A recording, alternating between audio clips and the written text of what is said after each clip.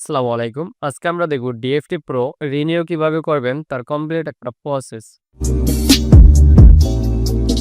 DFT pro টুল যাদের activation আছে, মেয়াদ শেষ হয়ে গেছে, তারা কিভাবে আবার নতুন করে রিনিউ করবেন সেটাই আজকে আমরা আপনাদেরকে দেখাবো। তার জন্য চলে যেতে হবে যেকোনো একটি ব্রাউজারে এসে টাইপ করতে হবে gsmalo.com।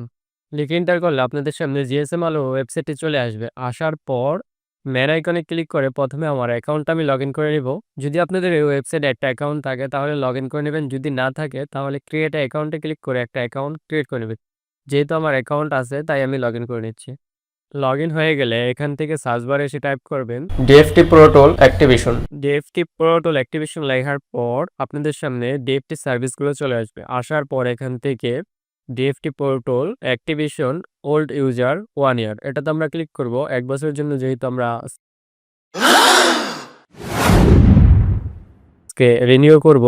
তারপর আপনাদের সামনে এই পেজটি আসবে। আসার পর এখান থেকে কিভাবে এটা রিনিউ করবেন তার কমপ্লিট একটা ধারণা এখানে দেওয়া আছে। যদি আমরা দেখি ডিএফটি প্রো টুল 1 ইয়ার এর জন্য পুনরায় নতুন করতে প্রথমে নিচে খালি ঘরগুলো সবগুলো ফিল আপ করুন।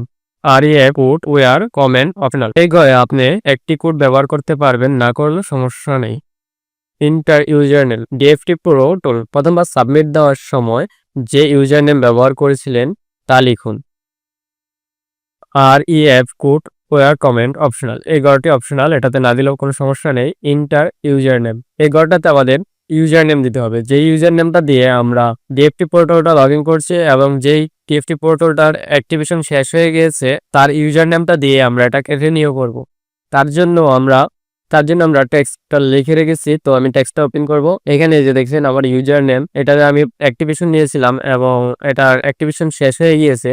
এখন এটাকে আমি রিনিউ করব। তার জন্য এটা কপি করব, এখান থেকে কপি করে এখানে পেস্ট করে দিব। তারপর আমরা অ্যাড টু কার্ডে ক্লিক করে দেব। এখান থেকে সবকিছু ঠিকঠাক থাকলে চেক আউটে ক্লিক করব। তারপর আপনাদের সামনে এই পেজটা চলে আসবে। আসার পর এখান থেকে একটু নিচে যাবেন। এখান থেকে আমাদের পেমেন্ট করতে হবে। পেমেন্টের জন্য 3টা সার্ভিস দেওয়া আছে, বিকাশ, রকেট, নগদ।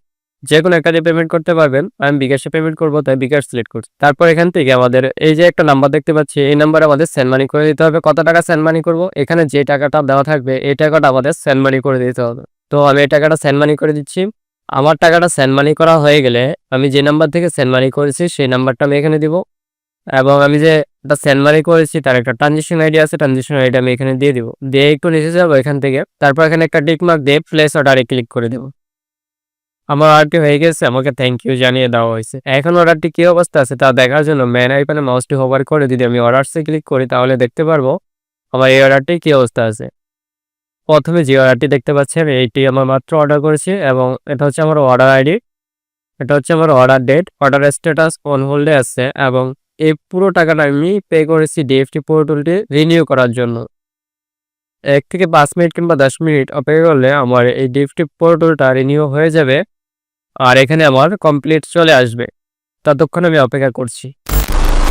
কিছুক্ষণ পর আমরা যদি এই পেজটাতে এসে রিলোড দেই তাহলে দেখতে পারবো আমার অর্ডারটি কমপ্লিট হয়ে গিয়েছে। এখন আমি ডিএফটি পোর্টালটা লগ ইন করবো, লগ ইন করে দেখবো এটা লগ ইন হচ্ছে কিনা। তার জন্য আমি ডিএফটি পোর্টালটা ওপেন করব।